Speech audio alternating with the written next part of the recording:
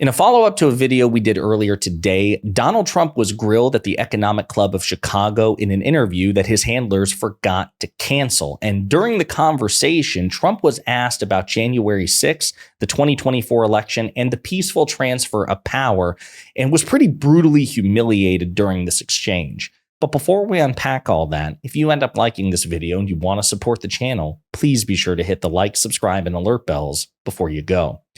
All right, friends, this is a big one, okay?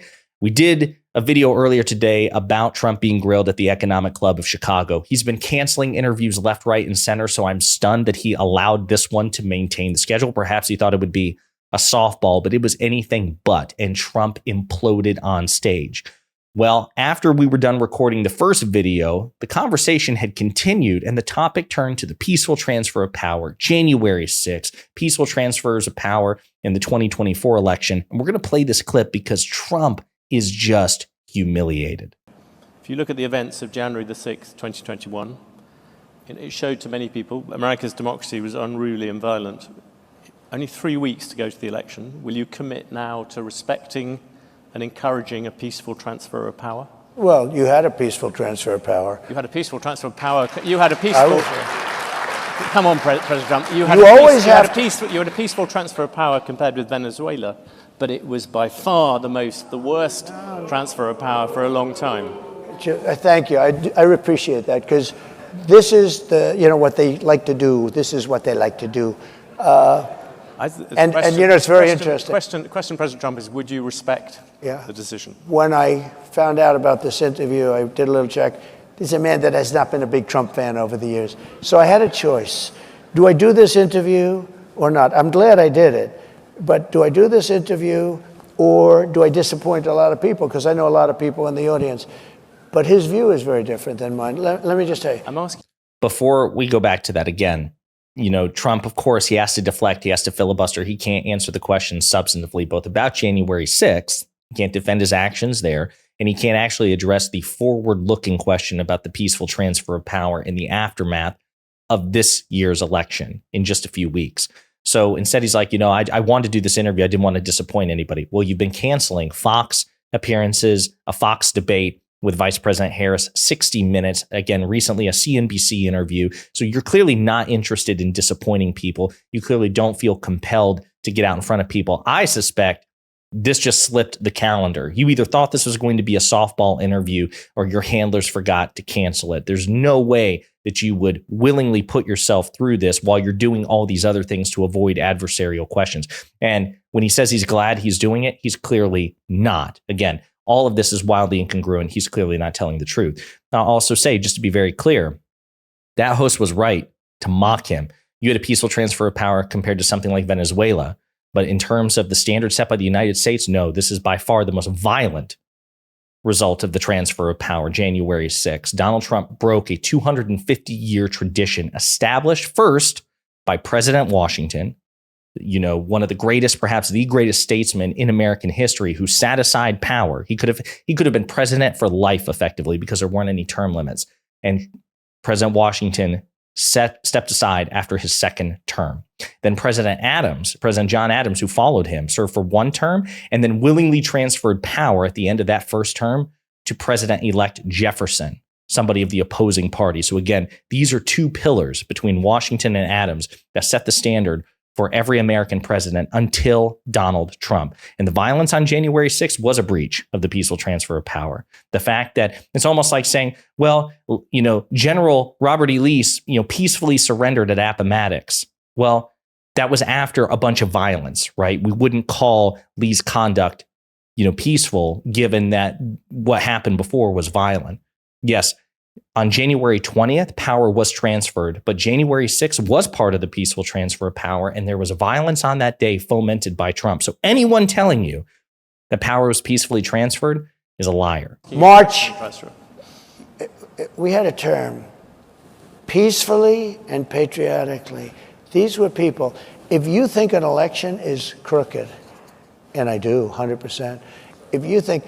The day it comes when you can't protest, you take a look at the Democrats. They protested 2016. They're still protesting it. Nobody talks about them.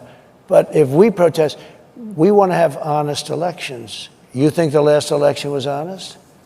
Well, no, do you think it was honest? All the times it went to courts, the courts No, sided it didn't go. They went to court, and the courts all said, you don't have standing. Nobody had standing. And it's hard, frankly, after an election for a judge, but they all said you don't. Nobody ever had standing.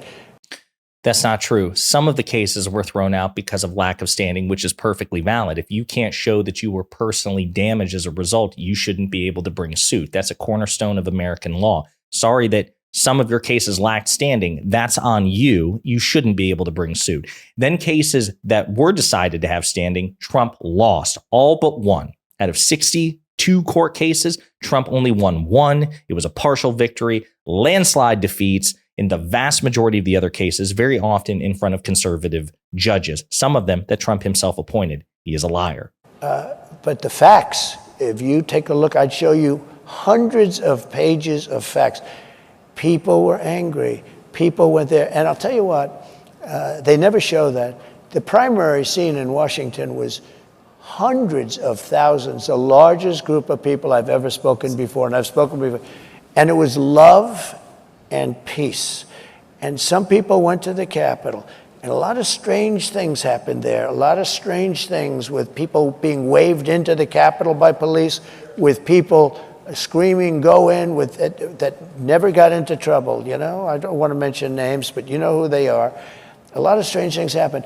But you had a peaceful, very peaceful. I left the morning that I was supposed to leave.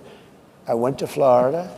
And you had a very peaceful transfer. This was not and I'll tell you what, those people that did go dead, which was a tiny fraction of the people that went to Washington.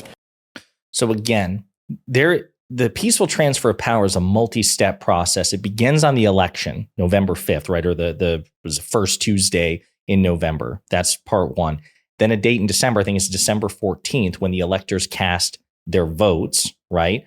Then January 6th, where those votes in the Electoral College are certified by the vice president in Congress. And then January 20th, where upon noon, January 20th, the president-elect becomes president. It is a 4-step process at best. And on step 3, January 6, 2021, the peaceful transfer of power was disrupted with violence, which means by definition, the transfer of power was not peaceful. The fact that it was still successful in the end does not change the fact that it was not a peaceful transfer of power. Again, any MAGA Republican who lies to you about this or say it doesn't matter what happened on January 6th as long as Trump left on January 20th. That's like saying, well, it doesn't matter what happened between 1861 and most of 1865 because Lee eventually surrendered at Appomattox. That is absurd. It's dishonest. It's irrational. It's stupid. And it deserves nothing but your visceral contempt. I mean, you're talking about a very, very small, because hundreds of thousands of people, and I don't know what you had, 500, 600, 700 people go down to the Capitol. But those people, that was not one of those people had a gun. Nobody was killed except for Ashley Babbitt. She was killed. She was shot in the head by a policeman that what he did was horrible. President Trump. So I think we should be allowed to disagree on that. And obviously, you see by the reaction in this room, there's a lot of other people that disagree. So again, you can disagree about the outcome of the election. You can even lie about the outcome of the election. You have every right to do that, as disgusting and dishonest as it is, especially coming from a sitting president. What people object to were the fake elector schemes to try to steal the election from the rightful winner, President Biden. The January 6th insurrection on the day of, people rightly object to that too.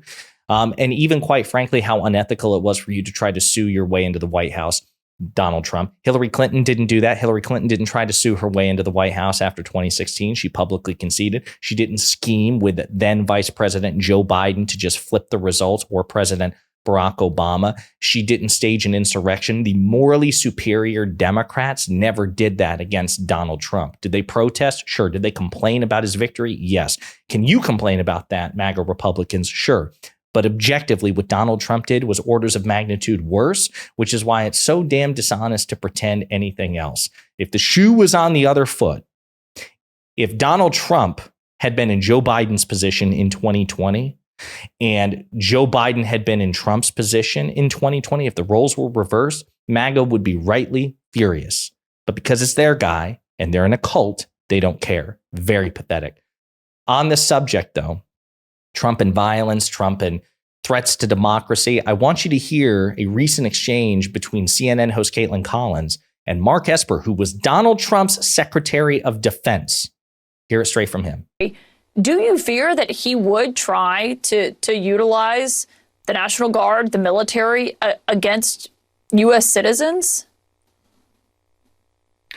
Yes, I do, of course, because I lived through that. And I saw over the summer of 2020 where President Trump and those around him wanted to use the National Guard in various capacities in cities such as Chicago and Portland and Seattle. And of course, there was a moment in time, as you just described, where he, on that early date in June, where he wanted to bring in active duty military as well. So that's what equally concerns me about his comment would be the use of the military in these types of things. Now, the good news is I don't believe he has the authority under the law to use the military unless there was some type of civil disobedience or insurrection, in which case that would be use of the Insurrection Act. But otherwise, these other roles that he's described in the past are law enforcement, and that is prescribed under the Posse Comitatus Act, so he would not be able to use it. Now, I'm not a lawyer, but this would be a good discussion to have. But my sense is his inclination is to use the military in these situations, whereas my view is that that's a bad role for the military. It should only be law enforcement taking those actions. But just to hear a former defense secretary say that they are fearful that the president they served under, the commander-in-chief they served for, would use the U.S. military against U.S. citizens. I mean, you were in that role when he suggested shooting protesters before. Aren't you worried about who could be in that role when he suggests something like that potentially again?